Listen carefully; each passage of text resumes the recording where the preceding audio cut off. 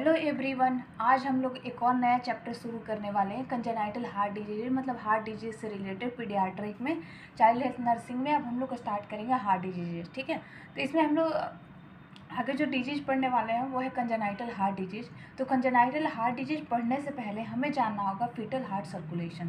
ठीक है, तो सबसे पहले हम लोग जानेंगे फीटल हार्ट सर्कुलेशन। ये एक्चुअली जानना क्यों है हमें फीटल हार्ट सर्कुलेशन? हमने तो एडल्ट का हार्ट सर्कुलेशन पढ़ चुके हैं।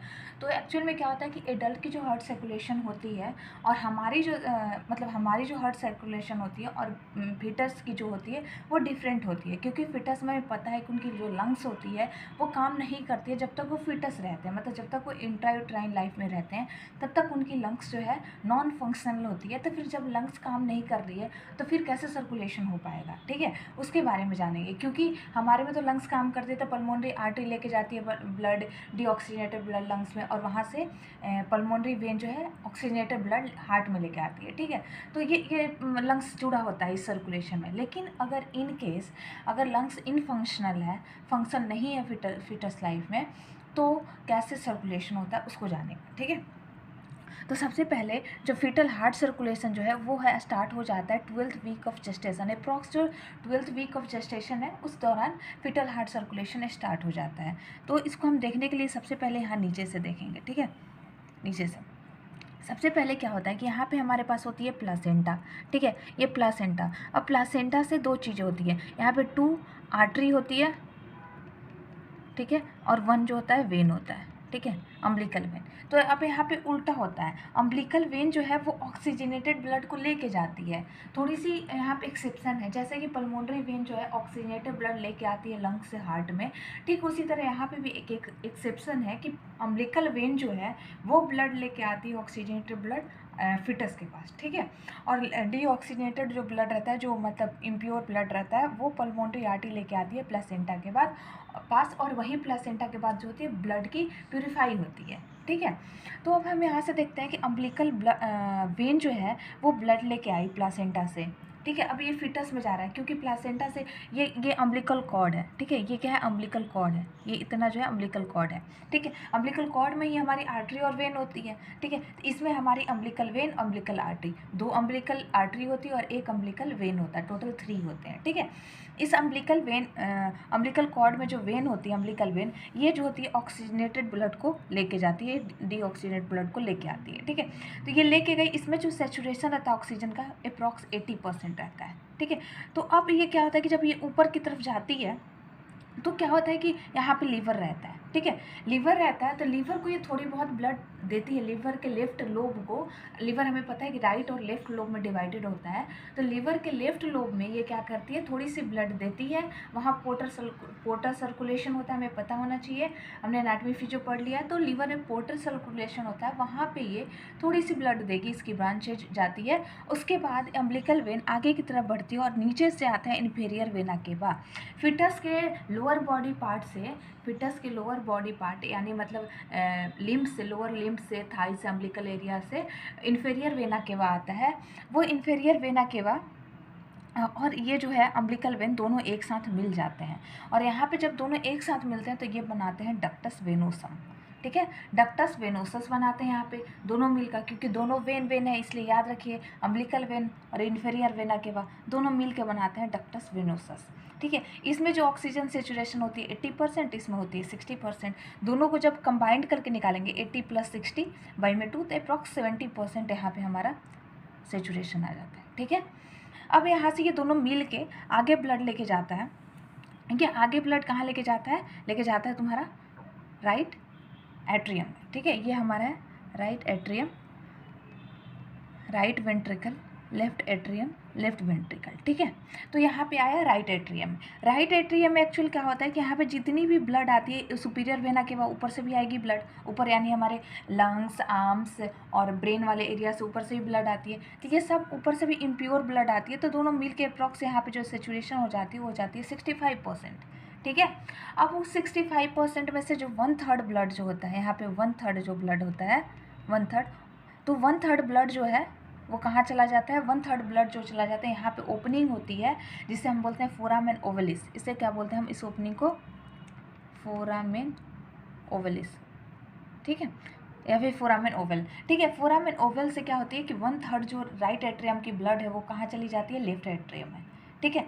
अब लेफ्ट एट्रियम में चली जाती है, यहाँ तो 1/3 चला गया, बाकी जो 2/3 ब्लड जो है वो 50, उसमें और सेचुरेशन कम हो गया क्योंकि ऊपर से इम्प्योर ब्लड भी आ रहा है और नहीं तो उसका ब्लड उधर चला गया, ठीक है। तो यहाँ पे 55% अप्रॉक्स बच जाता है इसका सेचुरेशन लेवल।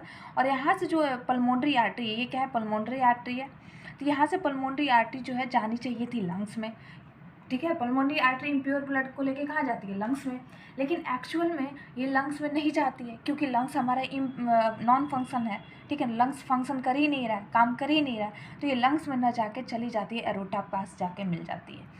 और यहाँ से एरोटा निकलती है 65%, ये जो ब्लड यहाँ आई थी यही ब्लड नीचे आती है, यहाँ से ब्लड जो है एरोटा लेके ब्लड ऊपर की तरफ जाती है। और यहाँ पे जो होती है जो इसका आर्च ऑफ एरोटा रहता है, ठीक है, आर्च ऑफ एरोटा इस तरह से, ठीक है, ये हमारी होती है असेंडिंग पार्ट ऑफ एरोटा, ये हमारी नीचे वाली होती है डिसेंडिंग पार्ट, और ये हमारी होती है आर्च ऑफ एरोटा, ठीक है, ये 3 पार्ट में। तो ये डिसेंडिंग पार्ट ऑफ एरोटा के साथ जाके मिल जाती है, पल्मोनरी कहाँ जाके मिलती है, डिसेंडिंग पार्ट ऑफ एरोटा, और यहाँ पे जाके क्या बनाती है, डक्टस आर्टरियोसस, क्या बनाती है, ductus arteriosus.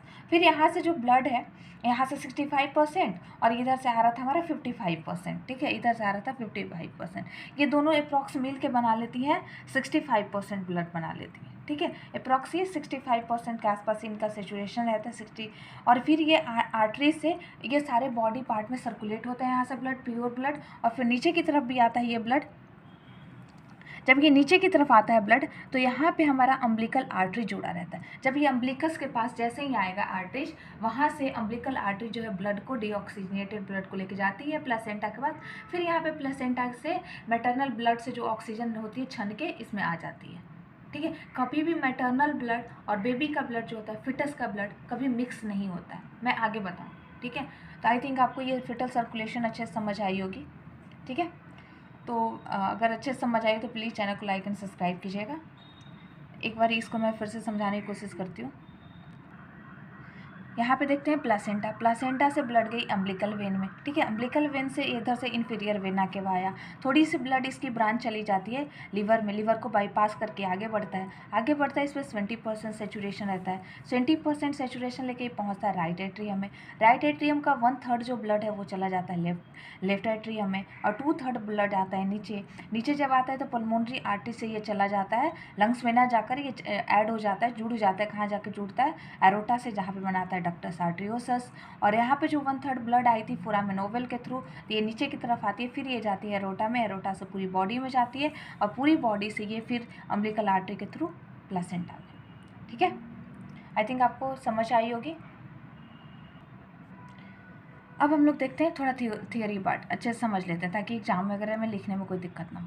Placenta is the site of gases exchange, ठीक है। फीटस और मैटरनल के बीच में कौन सी चीज़ जोड़ती है, वो हमारी प्लासेंटा अम्बिलिकल कॉर्डी होती है। तो प्लासेंटा वो साइट होती है जहाँ पे गैसेस एक्सचेंज होता है, ठीक है, गैसेस एक्सचेंज होता है। यहाँ पे हमारे ये प्लासेंटा हो गई, इधर मैटरनल बॉडी पार्ट हो गया, इधर फीटल बॉडी, यहाँ पे विलाई होती है, ठीक है।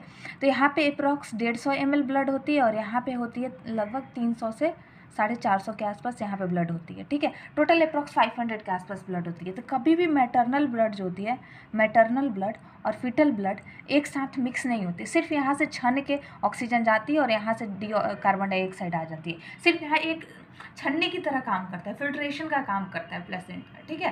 तो ये काम करता है, मिक्स नहीं करता है ब्लड को, ठीक है। उसके बाद क्या होता है, इंट्रा कार्डियक संट और एक्स्ट्रा कार्डियक संट।